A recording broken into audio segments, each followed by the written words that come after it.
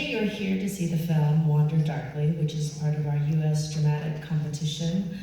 And when I first saw this film, I was really impressed for the way it tells a very emotional story, but does so in a very daring and risky way. You'll soon see. And I think the performances in this film are incredibly strong and affecting.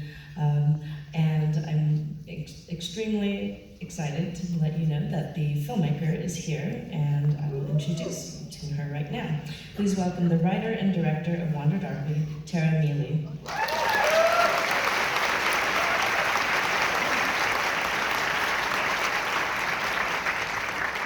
Hi, everybody. Thank you so much, everyone, for being here today. Thank you to Sundance for having us, to Kimmy Tony and John Cooper and programming teams, and especially the volunteers who've been working so tirelessly. Ooh, this is a nice reel.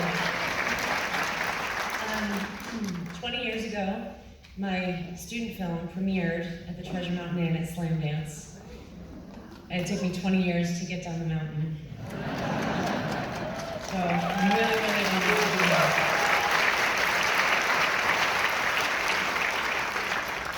And that's it. That's all I got. I hope you guys enjoyed the movie. I have three members of our producing team here today: Sam Housman, Monica Levinson, and Connor Flanagan. Come on up.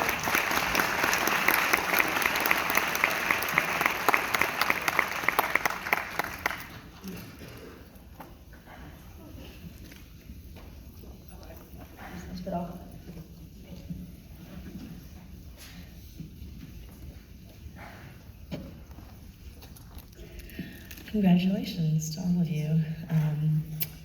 I will ask you the first question. I'm curious about the structure of this film. I think it's so distinct and engaging, and I'm wondering why you decided to tell this story in this way. Sure. There's two things. I mean, I think, first of all, I very much struggle to be in the present, and I often find myself sort of reflecting to the past or projecting to the future. And I sort of wanted to crack a narrative in the way that my brain works. And I don't often understand a moment like this. Certainly won't make sense to me for many years. So I'll have to come back to it a few times to make sense of it. And especially the way that my husband and I sort of fight. I feel like we could be in the middle of an argument and I could be like, yeah, but that one time 5 years ago, and he's like, what are you talking about? So, you know, our brains work a little differently. And I was interested in negotiating their story and whose perspective on the past was right and who was avoiding the truth and who was really digging in. And you know, I think story is the closest to religion that I get. And how we make sense of our lives is how we tell the past is sort of how we move into the future. And was the script always written in this way, or did you experiment a little with the editing? It was mostly this way, even from the treatment, that I knew I wanted Matteo to tell the beginning of their story and sort of like all the good stuff, and that somewhere in the middle that she would try to take over the narrative and like debate how good it had actually been and get into some of the darker things that had happened to them. Yeah, it just, it makes perfect sense in my head. I think it's a little bit less, somebody trying to drive over a finish line in the traditional linear structure of the hero's journey, and much more about self-reflection and coming back to these moments in your life that change as you get older and as you understand them in new ways, and that was really the goal. And then for the producers, what attracted you to this project? Sam, you want to start? Sure. I work with a producer, Lynette Howell Taylor, who developed the script early on with Tara. And when I joined forces with Lynette, after stalking her for about 10 years, she gave me a sort of like pile of scripts that she had been kind of developing, and there were like 15 of them.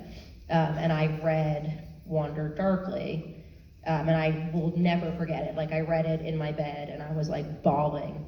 And I walked out into my living room and I said to my wife, like, you have to read the script. And by the way, I love you so much, like, please read it. And then I called Lynette and I was like a mess. And I was like, I don't care what we do, but we have to make Wander Darkly. And then Lynette and I and Tara brought the project to Monica Levinson and Shivani, Rawat, and Connor, and we had all made a film called Captain Fantastic together a few years ago.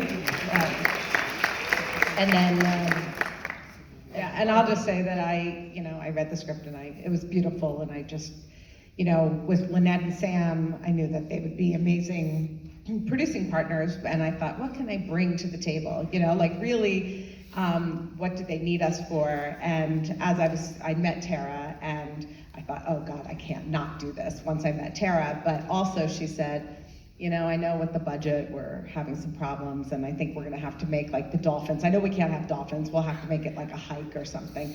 And I was like, no, we're gonna have dolphins, and I'm coming aboard, and we're doing this. As soon as Monica's like, I can get dolphins, I know a guy, Captain Dave, he can get us dolphins. And I was like, let's call Lynette right now, let's get on the phone. I think this is a good partnership. And then Captain Dave got us dolphins.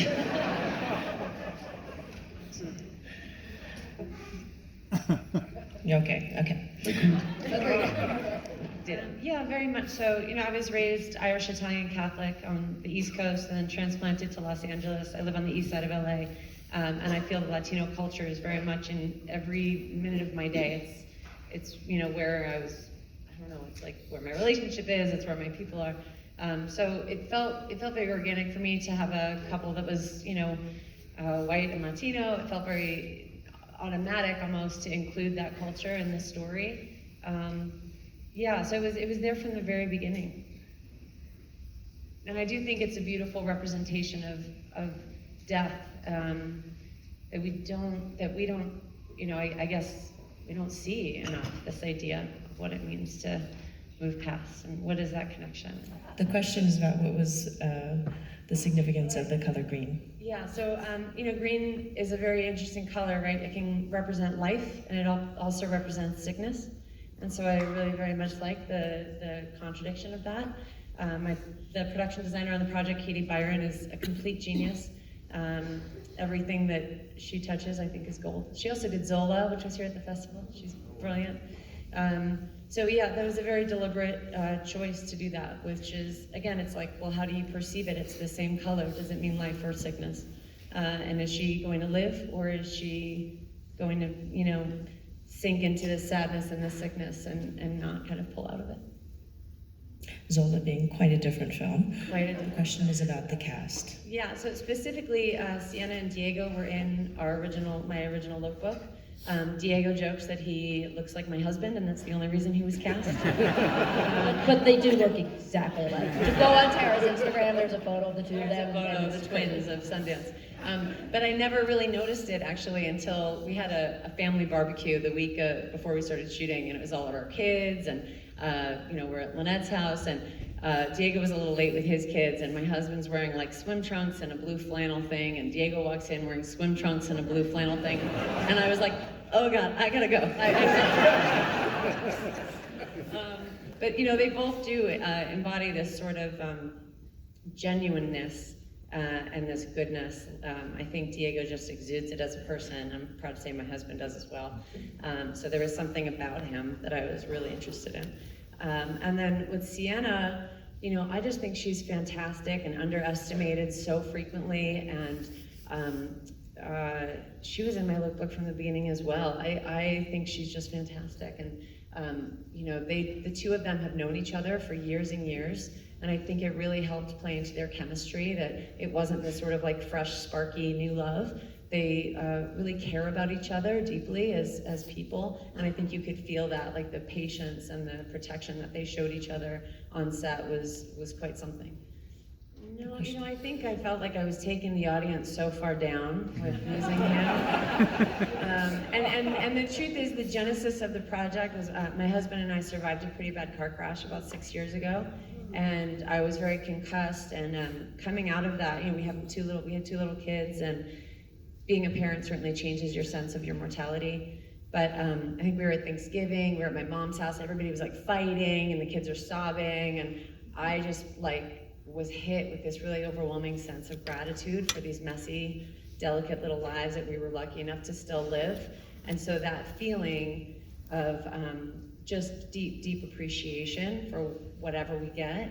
That was the thing that I really wanted to share. That was sort of the impetus. So that was always sort of the feeling I wanted at the end of the movie. Okay, transitions.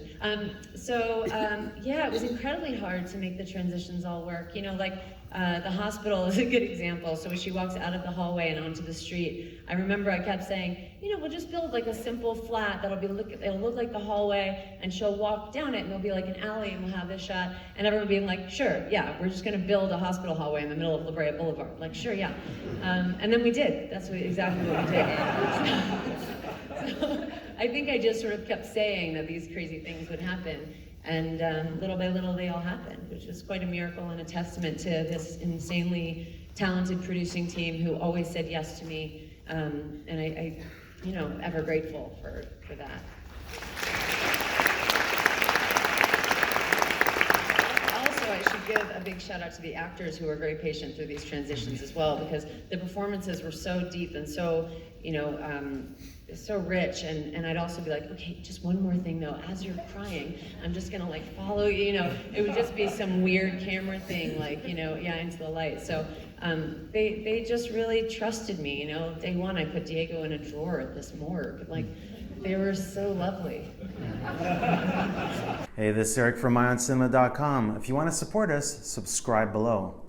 For more reviews, interviews, film festival coverage from Sundance, Cannes, Toronto, you want to check out these guys on this side.